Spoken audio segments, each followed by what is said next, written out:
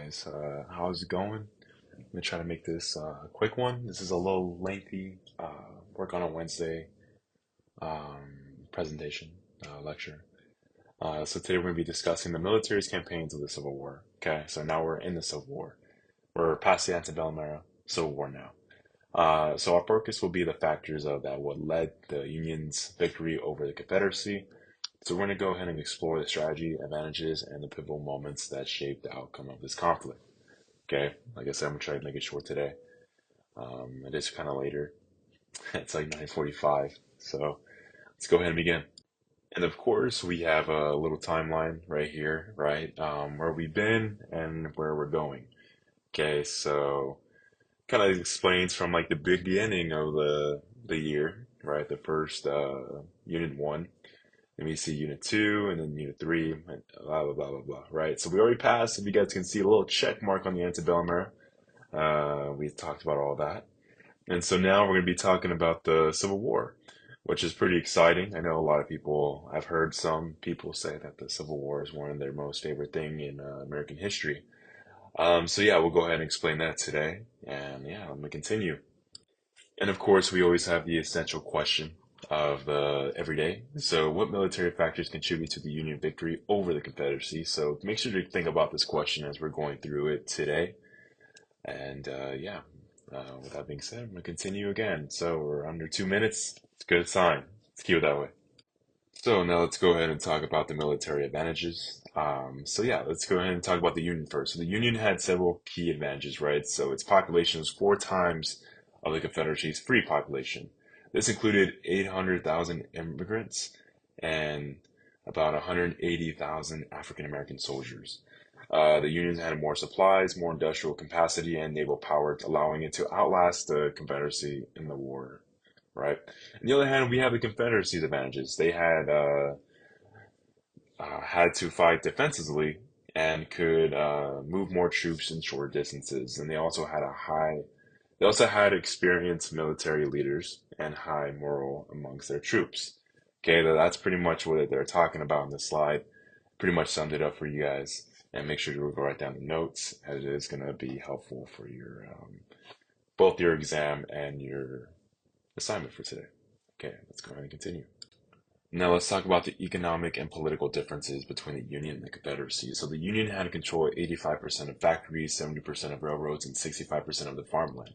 All right. So industrialization supported the military efforts. And if you guys can see, the Confederacy, however, relied on cotton export for support, and they hoped that the European nations would intervene.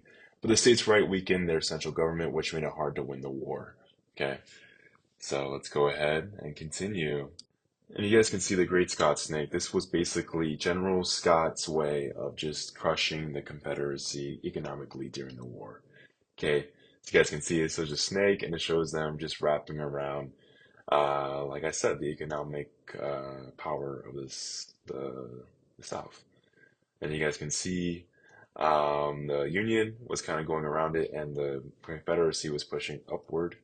So yeah, that's a little cool thing to see, and you guys see the border states, which we learned about yesterday. And so yeah, it's just a little image to kind of show you guys, give you a visualization of the Scott's Great Snake. And this image is supposed to be showing you the first years of the war, right? So you guys can kind of actually see which Union, which side wants. You see the Confederate victory. You see even some unsuccessful victories that were happening, and you even see draws during this. So yeah, keep that in mind as we're going through this today. But yeah, this is very, very important to know. So I'll make sure to keep it on the board and let you guys know. And there's something really highlighted here, so you don't have to worry about it for your notes. Like I said, it's work on a Wednesday, so we don't really have that much time to work with in class. So I'm gonna make it I'm gonna make it to where most of the time you guys are writing down notes and a very little assignment. And to do now, I'm gonna kind of crush it down into a smaller time frame. So the initial years of the war, right? So 1861 to 1863. So what we see is the Confederacy's early success was largely due to General Robert Lee, right? His leadership during this time. So meanwhile, the Union suffered heavy loss because of poor leadership. However, the Union's naval blockade began to hurt the Confederacy. Despite this, there was a lot of disease going around at this time, so the disease caused more deaths than the battle itself. And this is primarily due to the poor sanitization that was going on this time. I mean, it was a cool thing to think about. You're in war, but most of your men are dying from disease. You see, they didn't have Dr. Fauci just on the field, just kind of helping them out. But yeah, poor sanitation. It's always make sure to tell the soldiers and wash their hands. But yes, 8 more slides after this. It's about 5 minutes. And let's go ahead and continue going strong. All right, so the British intervention, right? So we're gonna see the Confederacy hoped that the British would support due to the cotton trade going on this time, right? But the British they turned to other suppliers like Egypt and India. But after the Union's victory at Antietam and Lincoln's Emancipation Proclamation, sorry, European support the Confederacy faded during this time. All right, you guys can see a little image of the King Cotton. But yes, this is just a little overview of what the slide is talking about. All right, so make sure you guys are writing down your notes, and let's go ahead and move on. And in this one, we see the Union victorious, right? The year 1863 to 1865. So the tide of the war began to shift towards the Union victory following the siege of Vicksburg. The Confederacy was becoming increasingly disjointed due to Jefferson's lack of control force the states to do anything, right? Union victories began to wear down the Confederate soldiers as supply were derailing, and there was no help from the foreigners at this time, like we just talked about. So the appointment of General Grant gave the Union Army good order to good military strategy, and General Sherman's tactic of the total war destroyed what moral and supplies still existed for the South as well, as they decimated civilian belief in the Confederate effort. So keep that in mind when we're going through the next couple slides, but let's go ahead and continue. We have 6 more slides, so let's finish strong, man. So we just talked about the siege of Vicksburg. This was very critical, right? It gave the Union control of Mississippi River, splitting the Confederacy into two. Okay, the Union had bombarded the city for 7 weeks before the Confederates surrendered at this time. So the goal was to gain control of Mississippi, to cut off Texas and Louisiana from the rest of the Confederacy. And yes, the Confederates, before weeks of the Confederates surrendered this time. But yeah, this is the siege of Vicksburg. This is a turning point in the war. So let's go ahead and continue. And this is just a little quote provided from us from Abraham Lincoln's Gettysburg Address of November 9th. We'll pretty much read this in class. I'll give you guys like a minute to read it and write down that little Gettysburg Address of November 9th. And for this reason, I'm just going to keep it short, so I'm going to go ahead and continue. And for this one, we're seeing appointing General Grant, right? So by 1864, Lincoln had turned to General Grant for leadership.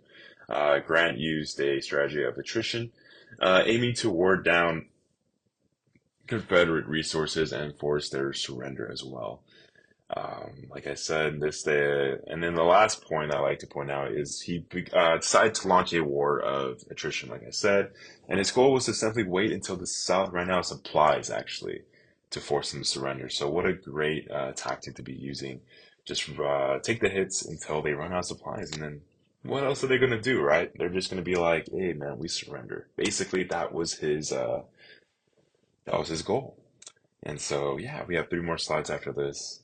Let's go ahead and finish strong. And yeah, let's go.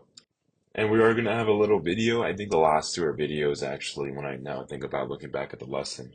I just want to say prior to the video, so General William Sherman and General Grant, they would believe it was necessary to break the South's will to fight, right? So Sherman basically just summed up the idea of total war, and which he quoted was, "We are not only fighting hostile armies, but hostile people, and must make old and young, rich and poor feel the hard hand of war."